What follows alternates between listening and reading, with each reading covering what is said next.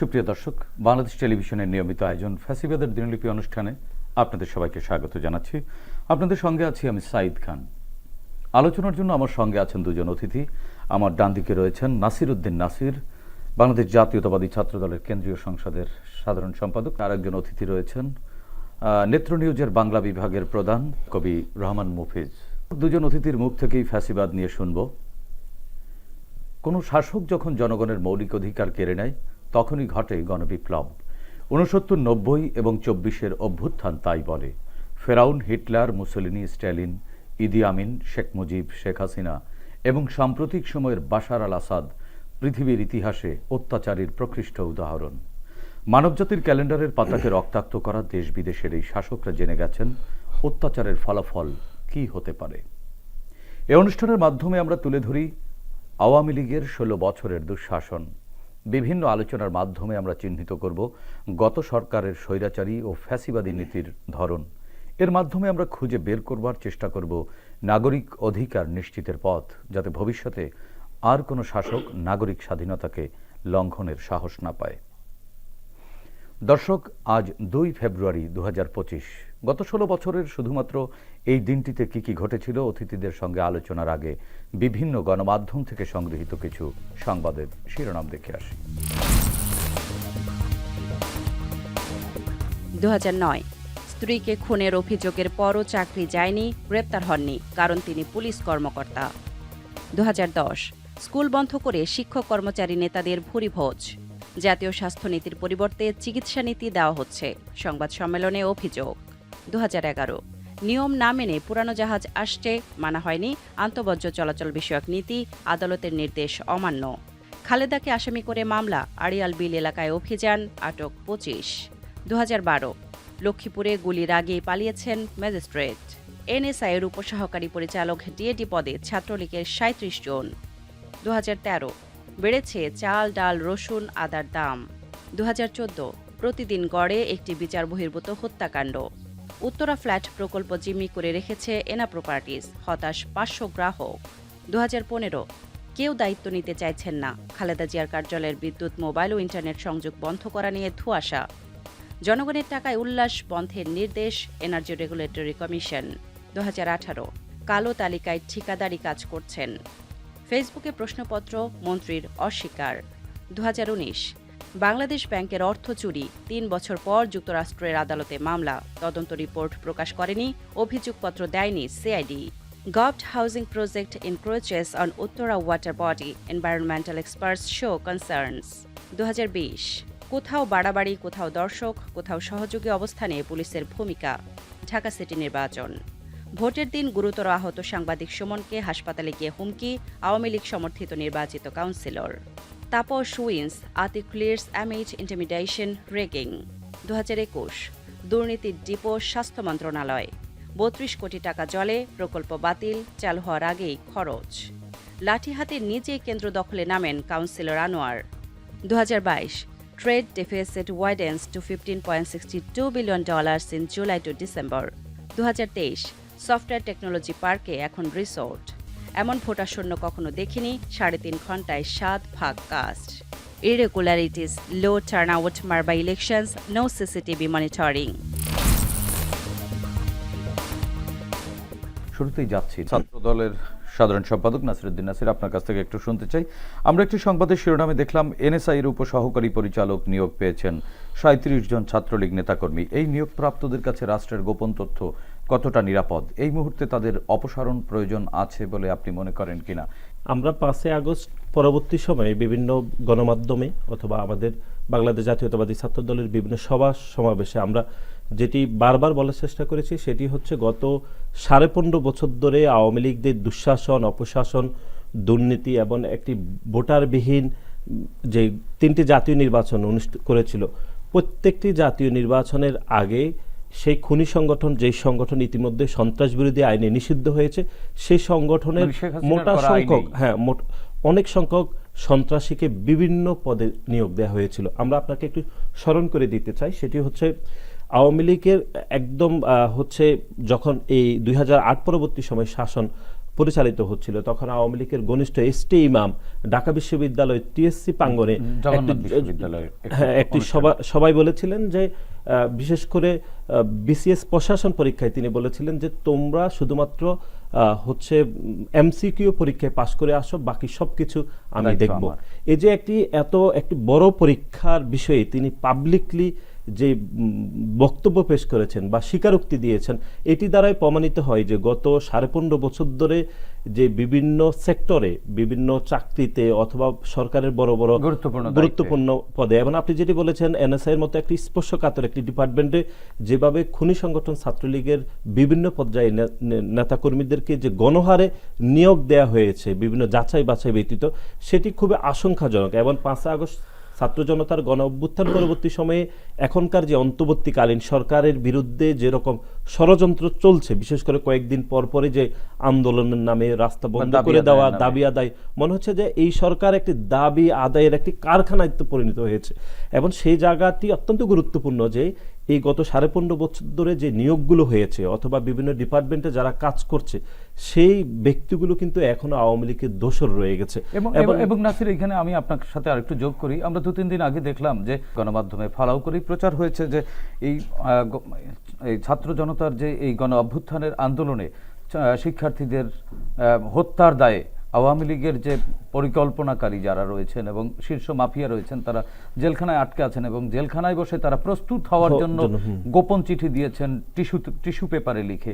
এটিও তো এক ধরনের ভয়ের উদ্রেক করে। এই চিঠি কি তাহলে ওনাদের উদ্দেশ্যে, ওই প্রশাসনের মধ্যে যারা লুকিয়ে আছে তাদের উদ্দেশ্যে কিনা, সেটিও তো হতে পারে। হ্যাঁ, সেটি অবশ্যই নিশ্চয় হতে পারে। এবং আমরা আরেকটি তথ্য আপনি যেটি বলেছেন সেটার সাথে আরেকটু যোগ করতে চাই, সেটি হচ্ছে কেন্দ্রীয় কারাগারে, যেটি আমাদের কেরানীগঞ্জে অবস্থিত। সেখানে যে প্রশাসনিকভাবে যারা গত 15.5 বছর ধরে কাজ করেছে, তাদের প্রায় 75% এখনো কিন্তু আওয়ামী লীগের বিভিন্ন দোসররা সেখানে রয়েছে। সুতরাং আমরা আওয়ামী লীগের বিভিন্ন যে সন্ত্রাসীদেরকে আমরা গ্রেপ্তার করতে সক্ষম হয়েছি, খুব বেশি সংখ্যক আমরা সক্ষম হয়নি। সুতরাং তাদেরকে কিন্তু যেই শাস্তিমূলক যে ব্যবস্থা সেখানে রাখা দরকার ছিল, সেটি কিন্তু পর্যাপ্ত সংখ্যক হচ্ছে না। তারই ধারাবাহিকতা আপনি দেখেছেন যে কারাগারে বসেও কিন্তু এক ধরনের ষড়যন্ত্র হচ্ছে। সেই ষড়যন্ত্র কিন্তু আওয়ামী লীগের বিভিন্ন দোসরদের মাধ্যমে প্রশাসনের আওয়ামী লীগের লুকিয়ে থাকা অন্য দোসরদের কাছে সেই তথ্য কিন্তু চলে যাচ্ছে। সুতরাং আমরা যেটি মনে করছি সেটি হচ্ছে গত 15.5 বছর ধরে যে বিচারহীনতা ছিল, একই সাথে বিভিন্ন নিয়োগ প্রক্রিয়াতে যে খুনি সংগঠন ছাত্রলীগের বিভিন্ন পর্যায়ের যে সন্ত্রাসীদেরকে নিয়োগ দেওয়া হয়েছে, প্রত্যেকটি নিয়োগকে পর্যালোচনা করার সময় এসেছে এবং খুনি সংগঠন ছাত্রলীগের প্রত্যেকটি নেতাকর্মীকে বিচারের সম্মুখীন করতে হবে। এবং যারা জুলাই এবং আগস্টে শুধু হচ্ছে এই পুলিশের গুলিতে কিন্তু 2000-এরও বেশি ছাত্র জনতা শহীদ হয়নি, বরং আওয়ামী লীগের বিভিন্ন পর্যায়ের সন্ত্রাসী, ছাত্রলীগ, যুবলীগের তাদের হাতেও কিন্তু ছাত্র জনতা খুন হয়েছে। সুতরাং আমরা আজকে এখানে দাঁড়িয়ে যেটি বলতে চাই, এই অন্তর্বর্তীকালীন সরকারকে অবশ্যই গত 15.5 বছরের প্রত্যেকটি নিয়োগ পর্যালোচনা করতে হবে এবং আওয়ামী লীগের যে সকল দোসররা এখনো বিভিন্ন সেক্টরে কাজ করছে তাদেরকে চিহ্নিত করে প্রশাসনিক ব্যবস্থা নেওয়ার সময় আসলে চলে এসেছে। এবং এই একই সঙ্গে তো এই বিষয়টিও সঠিক যে এই যে জাতীয় ঐক্য গড়ে উঠেছে ফ্যাসিবাদ বিরোধী আন্দোলন করতে গিয়ে ছাত্র জনতা এবং বিভিন্ন রাজনৈতিক দলের সাথে, সেই ঐক্য ফাটল ধরানোর জন্য তো এক ধরনের ষড়যন্ত্র এর মাধ্যমে হতে পারে। সেই বিষয়টি আসলে রহমান মুফিজ আপনার কাছ থেকে একটু জানতে চাচ্ছি, আপনি আসলে কিভাবে মূল্যায়ন করবেন?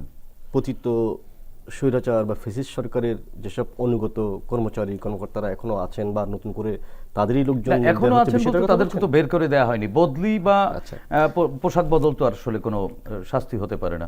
ধরেন ট্রান্সফার করে দিল একজনকে, ঢাকা থেকে রংপুরে ট্রান্সফার করে দিল, তো রংপুরে ট্রান্সফার কি এর মাধ্যমে অপরাধ দায় মুক্তি পেয়ে গেল? এই প্রক্রিয়াটাকে একটু জটিল প্রক্রিয়া বলেই মনে করি আমি মনে করি, কারণ একটা বড় গণঅভ্যুত্থানের পর স্বভাবতই এই দাবিটা, আকাঙ্ক্ষাটা মানুষের মধ্যে থাকবে যে 16টা বছর এই দেশের মানুষ যেভাবে নিপীড়িত হয়েছে, বঞ্চিত হয়েছে, এটা তো শুধু এমন নয় যে শুধু একটা দলীয় কিছু মানুষদের দ্বারা কেবল বঞ্চিত হয়েছে নয়, তার যে দল, যে সরকারি যে কাঠামো নিয়ন্ত্রণ করে তার মধ্যকার যত আমলা বা সরকারি কর্মকর্তা কর্মচারী, তাদের দ্বারাও তো এই দেশের জনগণ নিপীড়িত হয়েছে। এবং এই সকল প্রতিষ্ঠানের বড় বড় কর্তারা বিপুল পরিমাণ টাকা লুটপাট করেছে, দুর্নীতি করেছে, আছে তো। ফলে এখন গণঅভ্যুত্থানের পর যে আকাঙ্ক্ষাটা মানুষের মধ্যে আছে যে তাহলে এই প্রশাসনিক যে কাঠামোর মধ্যে যে এই এলিমেন্টগুলো রয়ে গেছিল এই আওয়ামী এগুলোকে আপনি কিভাবে হেজিমনি। সাফা করবেন এবং সেই সঙ্গে সেই ধরনের মনোবৃত্তের মানুষকে আপনি নিয়োগ দেওয়ার ক্ষেত্রে আপনি কতটা সতর্ক থাকবেন, এটা তো একটা মানে জাতীয় আশঙ্কার প্রশ্ন। সেক্ষেত্রে আমার মনে হয় যে এবং এই ভালো- ঐক্যে ফাটল ধরানোর পিছনে তারাও তো এক ধরনের অনুষঙ্গ হিসেবে এটা কাজ এটা করতে হবেই, পারে। এটা যে কোনো অভ্যুত্থানের পর যে কোনো বিপ্লবের পর যেটাই বলেন না কেন পট পরিবর্তনের পর এই ঘটনাগুলো ঘটবে এবং ষড়যন্ত্রও থাকবে। কিন্তু আমার কাজ হচ্ছে যারা আমরা মানে এই মুহূর্তে যে সরকার ক্ষমতায় আছে বা অন্তর্বর্তীকালীন সরকারের কথা বলছি, তারা কতটা সতর্ক, তারা কতটা এই অভ্যুত্থান পরবর্তী শাসন কাঠামো, রাষ্ট্র কাঠামো, তার প্রত্যেকটা প্রতিষ্ঠানকে ঢেলে কিভাবে সাজাচ্ছেন, এনাদের নিয়তটার ব্যাপারে আমার মানে এক ধরনের ডিজাস্টার ম্যানেজমেন্ট। হ্যাঁ, এইটাকে তারা কিভাবে করছেন, মানুষের আকাঙ্ক্ষা অনুযায়ী তারা সেখানে তাদের উদ্যোগগুলো নিতে পারছেন কিনা, এই ক্ষেত্রে আমার রহমান আলাপ আছে। বলছে, আরেকটি বিষয় আপনার নজরে আনতে চাই, সেটি হচ্ছে আরেকটি সংবাদে দেখলাম প্রতিদিন গড়ে একটি বিচার বহির্ভূত হত্যা। দৈনিক মানব জমিন একটি খবর প্রকাশ করেছিল শেখ হাসিনার শাসনামলে। এই হত্যাকাণ্ডগুলোর জন্য সামাজিক সম্মতি আদায়ের চেষ্টা করেছিল, চেষ্টা বা ডিজাইনই এরকম ছিল। জঙ্গি, নকশালি, চরমপন্থী সহ অনেক ধরনের ট্যাগিং ছিল বিগত ফ্যাসিবাদী আমলে। এমনকি বামাতি, লাল বদর, লাল সন্ত্রাস, নানান ধরনের ট্যাগিং এর শিকার হয়েছেন অনেকে। যারা এই ট্যাগগুলো দিচ্ছে তাদের ভবিষ্যতের উদ্দেশ্য কি ছিল আসলে? যে কোনো ফেসিবাদী স্বৈরাচারী শাসন কাঠামোর মূল কাজই হচ্ছে তার ক্ষমতাকে মানে নির্বিঘ্ন রাখবার জন্য বিরোধী রাজনৈতিক শক্তিকে, বিরোধী সাংস্কৃতিক শক্তিকে অপরায়ণ করা বা শত্রু প্রতিপন্ন করবার এক ধরনের তার ডিজাইন থাকে। এবং সেই ডিজাইনের অংশ হিসেবে আওয়ামী লীগ তার টানা 16 বছরে তার বিরুদ্ধে, তার দুঃশাসনের প্রতিবাদে যেই মাঠে নেমেছে তাকেই রাজাকার আখ্যা দিয়েছে, স্বাধীনতা বিরোধী আখ্যা দিয়েছে। কি দেয়নি তারা? তারা এটাও জায়েজ করে নিয়েছিল যে জামায়াত শিবির হলেই তাকে হত্যা করা যায়, বিএনপি হলেই তাকে মেরে ফেলা যায়, এবং বিএনপি, জামায়াত শিবির এই আরো অন্যান্য তার বিরোধী অনেক দল, হ্যাঁ, যেমন অন্যান্য, হ্যাঁ, ইভেন হেফাজত ইসলাম, বাম রাজনৈতিক সংগঠন, হ্যাঁ অবশ্যই, অর্থাৎ তার বিরোধী শক্তি হলে তাকে একটা ট্যাগায়ন করবে এবং ট্যাগ করার মধ্য দিয়ে তার উপর আরোপিত নির্যাতনকে, নিপীড়নকে সে নানাভাবে জায়েজ করবে। অন্তর্বর্তী সরকার এবং তার যে স্টেকগুলো বা গণঅভ্যুত্থানের যে স্টেকগুলো, তাদের মধ্যে যে আকাঙ্ক্ষাটা জন্ম নিয়েছিল গণঅভ্যুত্থানের সময়, যে অর্থাৎ 5 আগস্ট এই দেশের সমস্ত মানুষ যে বিন্দুতে মিলিত হয়েছিল, সেই বিন্দু এটা অসাধারণ বিন্দু। সেটা ইভেন এখনো কিন্তু সেই ইস্যুতে জাতীয় ঐক্য এখনো এখনো পর্যন্ত আছে। কিন্তু এরপর এবং অন্তর্বর্তীকালীন সরকার কিন্তু এই জায়গাটিতে তাদেরকে বাহবা দেয়াই যেতে পারে না, যে নিঃসন্দেহে, অন্তত নিঃসন্দেহে। ফ্যাসিবাদ বিরোধী যে ঐক্য, সেই ঐক্যে সরকার কিন্তু সফলতা একটা রাজনৈতিক দেখিয়েছে। ঐক্য, সামাজিক ঐক্য আছে। কিন্তু আমি বলতে চাইছি যে সেই ঐক্যকে বিনষ্ট করবার জন্য নানা ধরনের মানে Elements কার্যক্রম কাজ শুরু করছে। হয়েছে। কিন্তু ধরেন যে বহুত্ববাদী সমাজের কথা বলছি বা গণতন্ত্রটা ইটস বহুত্ববাদ, বহু রং, বহু চিন্তা, বহু মত থাকবে। সরকারের, অন্তর্বর্তী সরকারের গণঅভ্যুত্থানের যে স্পিরিট, সে আকাঙ্ক্ষার জায়গা থেকে তার স্পষ্ট বক্তব্য থাকে।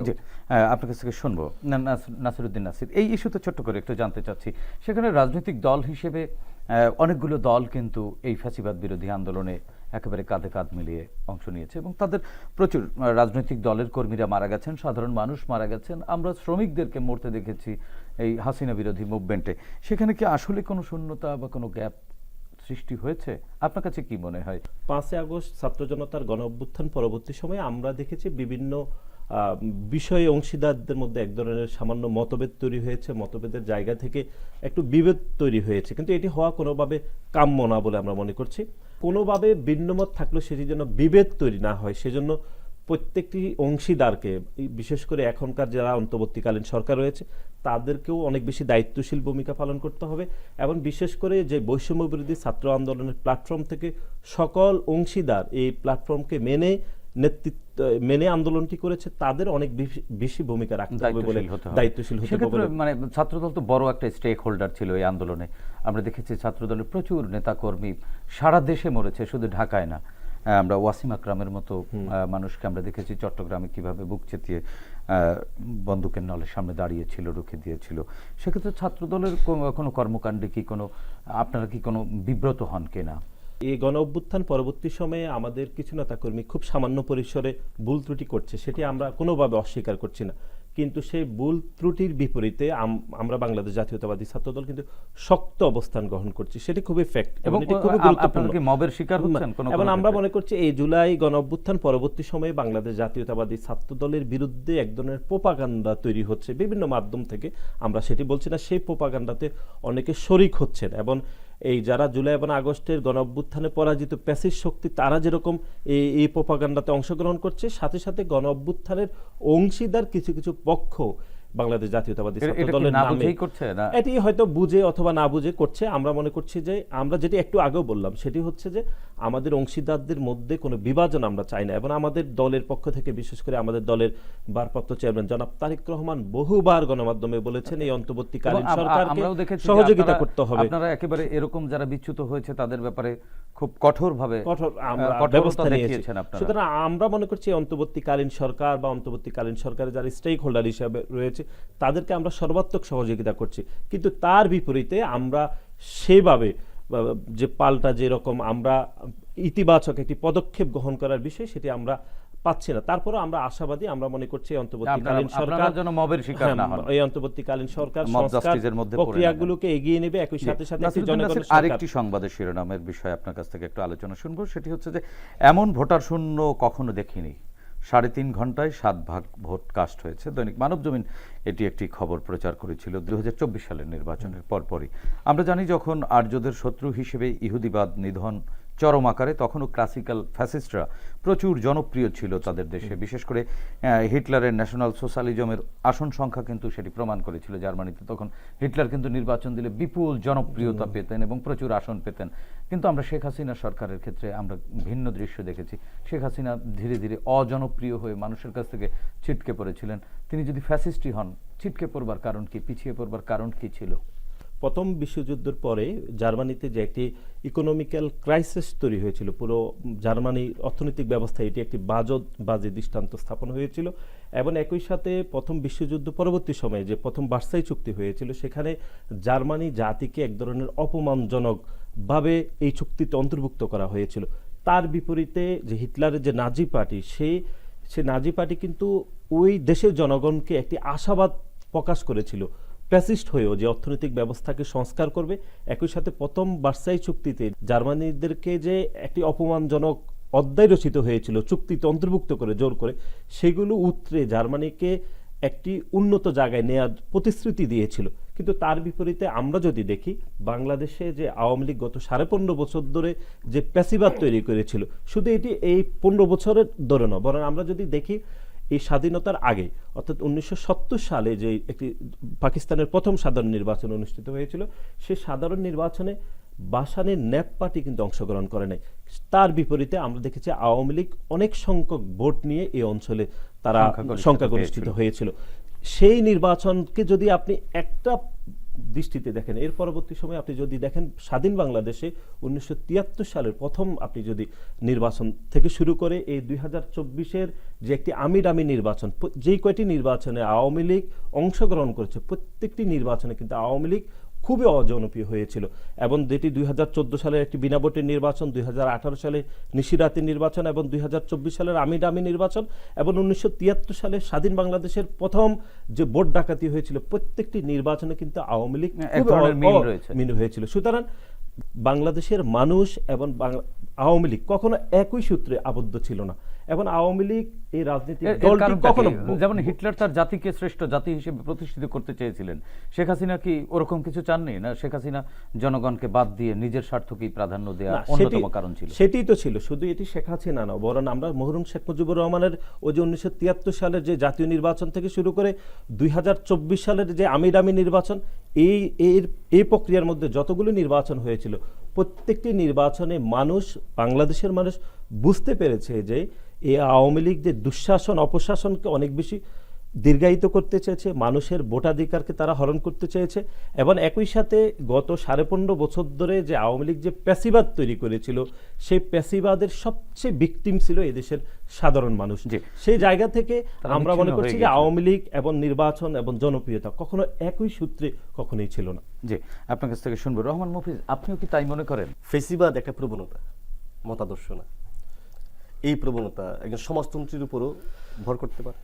গণতন্ত্রের উপরে ভর করতে পারে, যে কোনো মতবাদের মানুষের উপর এবং ধর্মভিত্তিক যে কোনো মানে মতবাদের মানুষের উপরেও এই ফেসিবাদী প্রবণতা ভর করতে পারে। ফলে আপনি সুন্দর সুন্দর কথা, সমাজতন্ত্র, অমুকতন্ত্র, সমস্ত সুন্দর সুন্দর তন্ত্র নিয়ে হাজির হলেই আপনার ফেসিবাদী প্রবণতা আপনাকে পেয়ে বসবে না, নট দ্যাট। তো ফেসিবাদে এই প্রবণতাটা কিভাবে জন্ম নেয়? এর সঙ্গে ক্ষমতা হাসিনাকে আপনি কিসের মধ্যে ফেলবেন? হ্যাঁ, অর্থাৎ উনি কিভাবে ধীরে ধীরে ফেসিস্ট হয়ে উঠছেন। তার তো যেমন হিটলারের যেমন জাতিবাদ ছিল, শেখ হাসিনার একটা জাতিবাদ ছিল, বাঙালি জাতীয়তাবাদকে এমন একটা উগ্র পর্যায়ে, শ্রেষ্ঠত্ববাদী পর্যায়ে নিয়ে যাওয়া হয়েছে। শুধু বাঙালি জাতীয়তাবাদী না, বাঙালি জাতীয়তাবাদের শ্রেষ্ঠত্বের নিচে অন্যান্য জাতি জনগোষ্ঠীর আকাঙ্ক্ষা যেমন চাপা পড়ে গেছে, এবং বাঙালি জাতীয়তাবাদের শ্রেষ্ঠত্বের সঙ্গে সঙ্গে তার দলেরও যে শ্রেষ্ঠত্ব, সমস্ত দলের মধ্যে তার দলই শ্রেষ্ঠ, এই শ্রেষ্ঠত্ববাদী ধারণাকে মানে এস্টাবলিশ করার মধ্য দিয়ে ফেসিবাদী ধারণাকে তার উত্তুঙ্গ পর্যায়ে পৌঁছায়। হাসিনা এই ফেসিবাদ একদিনে কায়েম হয় নাই। এই ফেসিবাদী প্রবণতা 70-এর নির্বাচনের পর থেকে যখন যে সংবিধান তারা মানে গঠন করছেন, 1972-এর সংবিধান, মুক্তিযুদ্ধের চেতনার যে সংবিধান গড়ে দেওয়া হয়েছে, এই সংবিধানের ভেতরেই ফেসিবাদের দানা রূপিত হয়েছিল, এবং সেটা ধীরে ধীরে আজকে এই বিশাল বড় বৃক্ষে পরিণত হয়েছে। আমরা সেটাকে বুঝতে পারি না। জি, আপনার কাছে আরেকটি সংবাদের বিশ্লেষণ শুনবো, সেটি হচ্ছে প্রকল্প বাস্তবায়ন হওয়ার আগেই 32 কোটি টাকা খরচ, এরপর প্রকল্প বাতিলও হয়েছে। ফ্যাসিবাদ কি এইসব অনিয়মের জন্যই হয়? যে লুটপাটবাদী ব্যবস্থা, সেই ব্যবস্থার হচ্ছে মানে প্রকৃষ্ট উদাহরণ হচ্ছে গত 16 বছরের আওয়ামী রেজিম কিভাবে কি পরিমাণ টাকা লুট করেছে, এবং তার লুটপাটকে বৈধ করবার জন্য জাতিবাদী উন্মাদনাকে কিভাবে সে বারবার হাজির করেছে সামনে, ধর্মীয় উন্মাদনাকে বারবার সে কিভাবে ব্যবহার করেছে সামনে, এইগুলোকে আমাদের দেখতে হবে। এবং সেই সঙ্গে এইসব উন্মাদনা হাজির করার মধ্য দিয়ে তার লুটপাটের ব্যবস্থাকে নির্বিঘ্ন করা, এবং সেই সঙ্গে ক্ষমতাকে দীর্ঘায়িত করার মধ্য দিয়ে অলিগার্ক শ্রেণীকে একটা ক্লিন চিট দেয়া। হাসিনার ওই ফেসিস্ট রেজিমও টিকে থাকে না, অর্থাৎ দুটোর হাত ধরাধরি করে শুরু করেছে। এবং আপনি দেখবেন এই রেজিমের এই ফেসিবাদী প্রবণতার সঙ্গে হিটলারের প্রবণতার অনেক ডিফারেন্স, মানে একটা নতুন ধারা নিয়ে আসছে, নতুন মডেল। তার মধ্যে তো একটা দেশপ্রেমিকতার ব্যাপার ছিল। হিটলারের জাতিকে শ্রেষ্ঠ মনে করতেন। এর মধ্যে সেটুকু ছিল না, দেশপ্রেমের কোনো বালাই ছিল না। দেশকে যত লুটপাট করে নিতে পারেন, তার সমস্ত অর্থকে বিদেশে গিয়ে একেবারে মানে ব্যক্তিকেন্দ্রিক লুম্পেন শ্রেণীর এক ধরনের মানে অর্থাৎ ফেসিবাদের একটা নিম্ন জাতগুলো আছে না, ঠিক সেই শ্রেণীর ফেসিবাদ। জি, নাসিরউদ্দিন নাসির, এই একেবারেই রিলেটেড। বাংলাদেশ ব্যাংকের অর্থ চুরির 3 বছর পরে যুক্তরাষ্ট্রের আদালতে মামলা করা হয়েছে। 3 বছর পরে কেন মামলা হলো? সিআইডি কেন তদন্ত রিপোর্ট জমা দিল না? বাংলাদেশের মুদ্রাস্ফীতির সাথে এই যে অর্থ পাচারের সম্পর্ক দেখছেন কিনা? যুক্তরাষ্ট্রের যে গোয়েন্দা সংস্থা FBI যেটি বলেছেন যে এই যে রিজার্ভ চুরির যে ঘটনা, এটি শুধুমাত্র বিদেশি যে হ্যাকাররা সেটি করে নাই, বরং এই দেশের সরকারের পৃষ্ঠপোষকতায় হ্যাকিং হয়েছে। কিন্তু অত্যন্ত দুর্ভাগ্যজনক বিষয় হচ্ছে বাংলাদেশে যে এটি দুদককে দিয়ে তদন্ত না করে সিআইডিকে দিয়ে তদন্ত করা হয়েছিল, এবং সে বিচার প্রক্রিয়াকে শুরু করা হয়েছিল। এটি তো আসলে হ্যাক করে টাকা পাচার করে দেওয়া হয়েছিল, কিন্তু বাংলাদেশের সিআইডি যে বিচার প্রক্রিয়া শুরু করেছে, তারা করেছে যে চুরির মামলা দিয়ে। শুরুতে এই জায়গায় এক ধরনের গলদ রয়েছে, এবং সিআইডি 79 বার তদন্ত প্রতিবেদন আদালতে দাখিল করার জন্য সময় ক্ষেপণ করেছে। সুতরাং এই যে বিচার প্রক্রিয়াকে তারা বাধাগ্রস্ত করতে আওয়ামী লীগের দোষকদেরকে উৎসাহী করেছে, এবং বিশেষ করে বাংলাদেশ ব্যাংকের তৎকালীন গভর্নর আতিউর রহমান এবং আওয়ামী লীগের প্যাসিস্ট দোষকদের পৃষ্ঠপোষকতায় যে ষড়যন্ত্র করে দেশীয় টাকাকে যে পাচার করে দেওয়া হয়েছে, হ্যাকিং করে দেওয়া হয়েছে, সেটি FBI এর ছায়া তদন্তে উঠে এসেছে। এটি একটা বিষয়। 2009 থেকে 2023 সাল পর্যন্ত যে আওয়ামী লীগের যে দুঃশাসন অপশাসন ছিল, এখানে সব মিলিয়ে 28 লক্ষ কোটি টাকা বিদেশে পাচার করা হয়েছে। সেই টাকা দিয়ে বাংলাদেশে 87টি পদ্মা সেতু করা যেত। এত টাকা বিদেশে তারা পাচার করেছে। সুতরাং আমরা যেটি মনে করছি, গত 15.5 বছর ধরে আওয়ামী লীগ বাংলাদেশের মোট জিডিপির প্রত্যেক বছরে 3 থেকে 4% টাকা বিদেশে পাচার করে দিয়েছে। বাংলাদেশ ব্যাংকের যে হ্যাকিংয়ের যে ঘটনা, সেখানে প্রায় আমরা দেখেছি তারা 8.10 লাখ মার্কিন ডলার তারা বিদেশে হ্যাকিং করেছে। আমাদের মানি ইনফ্লুয়েন্সটা বেড়ে গেছিল। সেই জায়গা থেকে আমরা দেখেছি বাংলাদেশি এই যে এতগুলো টাকা যে বিদেশে পাচার হয়েছে, হ্যাকিং হয়েছে, তার পরবর্তী সময় আমরা দেখেছি আমাদের বাংলাদেশি যে টাকার মান সেটি দুর্বল হয়েছে, আমাদেরকে আমদানি নির্ভর করতে হয়েছে, এবং এখন আমরা দেখেছি যে এখন মুদ্রাস্ফীতি একটি বড় ধরনের সমস্যা তৈরি হয়েছে। এবং এই এটি সংকট কিন্তু এই সংকট বেশ কয়েক বছর ধরেই চলছে। সুতরাং এই সংকট কিন্তু রাতারাতি হয় না। এই যে গত 15.5 বছর ধরে এতগুলো টাকাকে যে বিদেশে পাচার করে দেওয়া হয়েছে, আমাদের কেন্দ্রীয় ব্যাংক থেকে হ্যাকিং করে টাকা নিয়ে যাওয়া হয়েছে, প্রত্যেকটির প্রভাব পড়েছে কিন্তু আমাদের বাংলাদেশি টাকায়, জনজীবনে এবং মুদ্রাস্ফীতিতে। এখন আপনি দেখছেন জিনিসপত্রের যে চড়া দাম, সেটি কিন্তু ওই প্রভাবে কিন্তু এখন চাইলেও সরকার সেটি রাতারাতি নিয়ন্ত্রণ করা সম্ভব হচ্ছে না। জি, নাসিরউদ্দিন নাসির, আবার শুনবো আপনার কাছ থেকে। রহমান মুফিজ, আরেকটি সংবাদের শিরোনামে আমরা দেখলাম যে শেখ হাসিনা শাসনামলেরই সংবাদ এগুলো, স্কুল বন্ধ করে শিক্ষক কর্মচারী নেতাদের ভুরিভোজ। অভ্যুত্থানের পরে যে এই ধরনের শিক্ষকরা মবের শিকারও হয়েছেন, শিক্ষকদের অনৈতিক কাজ এবং ছাত্রদের মব দুটোই তো অপরাধ। গণঅভ্যুত্থানের পর যে আকাঙ্ক্ষা, সেই আকাঙ্ক্ষাটাকে আমরা ধরে রাখতে চাই। কেউ অবিচারের শিকার হবেন না। না, কিন্তু এর আগে তো আমরা দেখেছি ওই স্কুলটি বা কলেজটি বন্ধ রেখে শিক্ষক কর্মচারীরা রাজনৈতিক নেতাদের নিয়ে ভুরিভোজ করেছেন। সেরকম সুনির্দিষ্ট অভিযোগ যখন থাকবে, সেগুলোর তো আইনি প্রক্রিয়া আছে, অর্থাৎ কাঠামোগত প্রক্রিয়া আছে। আমরা সেই প্রক্রিয়ায় গিয়ে তার বিরুদ্ধে ব্যবস্থা নেব, কিন্তু আমরা মব তৈরি করার মধ্য দিয়ে আমরা আরেকটা অপরাধ সংগঠন করব না। অন্যায় দিয়ে আপনি অন্যায় প্রতিহত করতে পারবেন না। অন্যায়কে প্রতিহত করতে গেলে একটা আদর্শিক অবস্থান লাগবে, ন্যায় বিচারের এই বোধ আমাদের মধ্যে, গণতন্ত্রের এই বোধ আমাদের মধ্যে আরো শার্প করতে হবে। নাসিরউদ্দিন নাসির, এই সরকারকে আপনার পরামর্শ কি? সকল রাজনৈতিক দল বা এই ছাত্র জনতা যারা ছিলেন এই আন্দোলনে, তাদের উদ্দেশ্যে আপনার আহ্বান কি? আমরা যেটি মনে করছি যে মব কালচারকে প্রমোট করার জায়গাটা আসলে বন্ধ করতে হবে এবং আইনের শাসন এটি তৈরি করতে হবে, বিচার ব্যবস্থা শক্তিশালী করতে হবে। আমাদের দলের পক্ষ থেকে আমাদের দলের ভারপ্রাপ্ত চেয়ারম্যান জনাব তারেক রহমান একদম একাধিকবার গণমাধ্যমে বলেছেন, এখনো বলছেন যে এই অন্তর্বর্তীকালীন সরকার এটি আশা আকাঙ্ক্ষার একটি প্রতিফলন ঘটাবে এবং 2014 সালে যে একটি বিনা ভোটের নির্বাচন, 2018 সালে নিশিরাতে নির্বাচন এবং 2024 সালে আমিডামি নির্বাচনে যে প্রত্যেকটি মানুষ যে ভোট দিতে পারেনি, বিশেষ করে তরুণরা যে সংক্ষুব্ধ ছিল, সেই সংক্ষুব্ধ জায়গা থেকে আমরা যেটি বলতে পারি, তরুণদের প্রতি খুনি হাসিনা সরকারের দায়বদ্ধতা ছিল না। দায়বদ্ধতা না থাকার কারণে দিনে দুপুরে প্রকাশ্যে জুলাই এবং আগস্টে 2000-এরও বেশি মানুষ হত্যা করতে তার বুক কাঁপে নাই। যদি জনগণের প্রতি দায়বদ্ধ থাকতো, ভোটের ভয় থাকতো, তাহলে কিন্তু দিনে দুপুরে প্রকাশ্যে গুলি করতো না। সুতরাং আমাদের যে সংকট রয়েছে, সেই সংকটের সমাধান হচ্ছে একটি এই অন্তর্বর্তীকালীন সরকারকে আমরা যেরকম সহযোগিতা করছি এবং একই সাথে জুলাই এবং আগস্টের গণ আকাঙ্ক্ষার যে আকাঙ্ক্ষা, সেটি হচ্ছে দ্রুত সময়ের মধ্যে একটি জাতীয় নির্বাচনের ব্যবস্থা করা, একটি জনগণের সরকার প্রতিষ্ঠা করা। জনগণের সাথে রাষ্ট্রের সম্পর্ক নির্ধারণ হয় কিন্তু ভোটের মাধ্যমে। সুতরাং অনেক দিন ধরে, গত 15.5 বছর ধরে এই সম্পর্ক কিন্তু বিভাজিত ছিল, অনেকটা অংশীদারকে বিবর্জিত করা হয়েছিল। সুতরাং জনগণের সাথে রাষ্ট্রের সম্পর্ক তৈরি করতে হবে একটি জনগণের ভোটের মাধ্যমে, এবং সেই জনগণের ভোটের মাধ্যমে একটি জনগণের সরকার প্রতিষ্ঠা করতে পারলেই আমরা মনে করছি জুলাই এবং আগস্টের গণ অভ্যুত্থানের স্পিরিট শতভাগভাবে সফল করার জন্য আমরা এগিয়ে যেতে পারবো।